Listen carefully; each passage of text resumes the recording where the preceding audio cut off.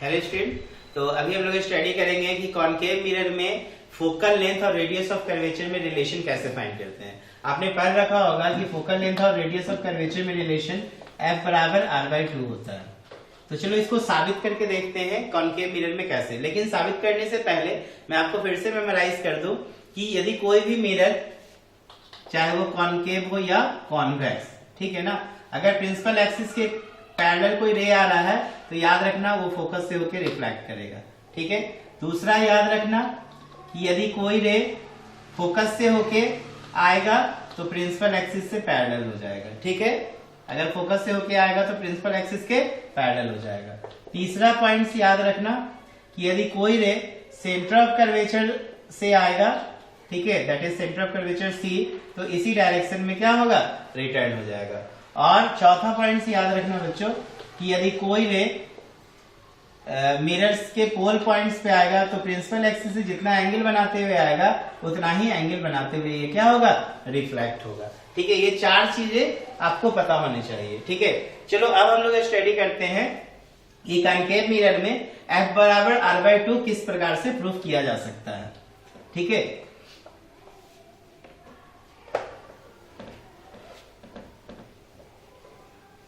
देखो बच्चों, जैसे मान लो हम यहां पर ले लिए एक concave mirror.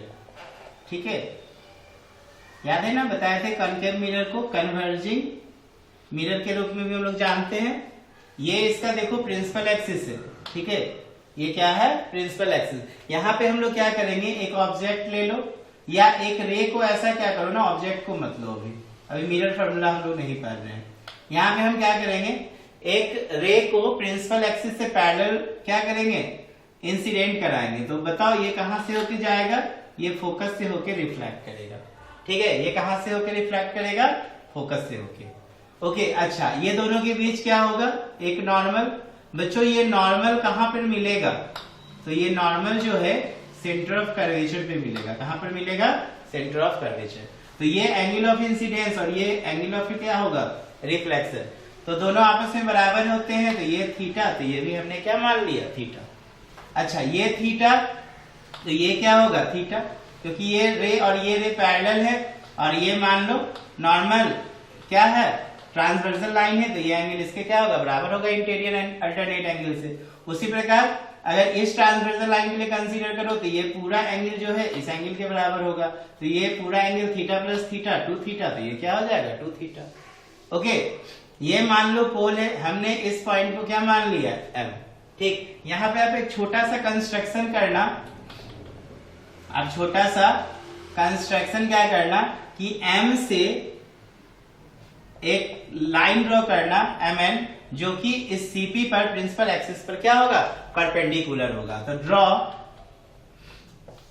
MN perpendicular CP मान लेते हैं। क्लियर है ना, या इसका आप कुछ भी नाम दे दो, CQ दे दो, ठीक है, या CD दे दो, जो भी पॉइंट प्रिंसिपल एक्सिस है, मान लो ये D, यहाँ पे लिख दोगे CD, MN perpendicular CD। Okay, अब देखो बच्चों प्रूफ में हम लोग कैसे इसको प्रूफ करें। तो सबसे पहले हम यहाँ पर ना कंसीडर करेंगे इन ट्रायंगल, ध्यान दो, इन ट्रायंगल MNF, ये कितना है, 90 डिग्री, इन ट्रायंगल MNF।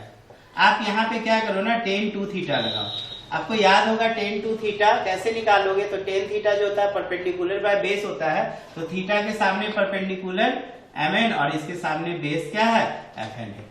अब देखो चूंकि ये 2 थीटा आपको यहाँ पे दिख रहा है काफी बड़ा, लेकिन ये tan 2 थीटा जो होगा काफी छोटा एंगल होगा। तो for a very small angle, आप ये फिजिक्स का लॉजिक अभी थोड़ा समझेंगे, for a very small angle tan 2 theta हम कंसीडर कर ले रहे हैं एज ए 2 थीटा के रूप में।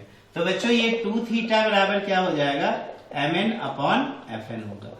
इसको आप इक्वेशन क्या मान लो, फर्स्ट। इसके बाद देखो नाउ हम लोग कंसीडर कर रहे हैं ट्रायंगल इसमें MNC में, किसमें, MNC।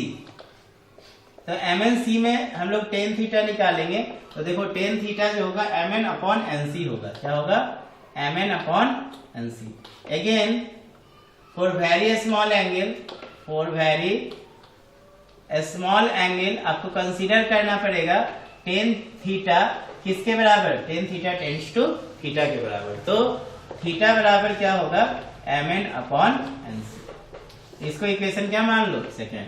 अब बच्चों क्या करो, इक्वेशन फर्स्ट में डिवाइड कर दो इक्वेशन किससे, सेकेंड से। तो देखो 2 थीटा अपॉन थीटा बराबर, यहां पर देखो mn अपॉन fn और यहां पर देखो mn अपॉन nc। देखो थीटा से थीटा गया, mn से mn गया, तो ये nc कहां चला जाएगा, ऊपर। तो 2 is equal to nc upon fn।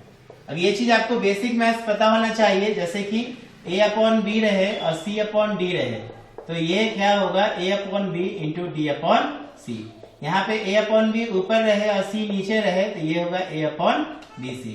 यहाँ a ऊपर रहे, b अपॉन c नीचे रहे, तो ये होगा ए सी अपॉन बी। ये बेसिक मैथ्स का रूल पता होना चाहिए, ठीक है।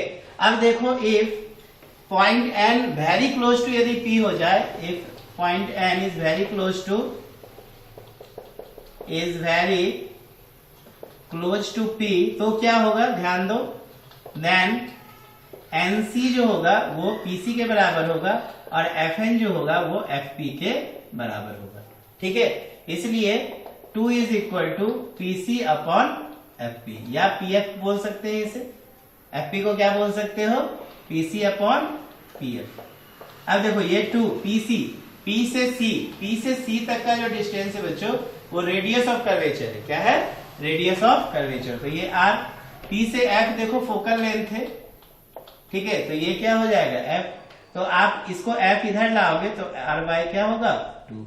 तो याद रखना कॉनकेव मिरर में रिलेशन f बराबर r बाय 2 इस तरीके से प्रूफ किया जाता है। फिर से ध्यान दो कि कोई मिरर लेना, ठीक है ना, कॉनकेव मिरर, इसका प्रिंसिपल एक्सिस से एक रे को पैरेलल ड्रॉ करना, इसको फोकस करके रिफ्लेक्ट कर देना और इसका नॉर्मल कहां से मिलेगा, सेंटर ऑफ कर्वेचर। ये एंगल थीटा, तो ये भी एंगल थीटा, ये एंगल थीटा, तो ये एंगल 2 थीटा, यहां से परपेंडिकुलर ड्रॉ करके इस प्रकार से आप प्रूफ कर सकते हैं। तो आई होप आपको समझ में आया होगा कि किस प्रकार से कॉनकेव मिरर में फोकल लेंथ और रेडियस ऑफ कर्वेचर के बीच में रिलेशन फाइंड करते हैं। Okay, thank you.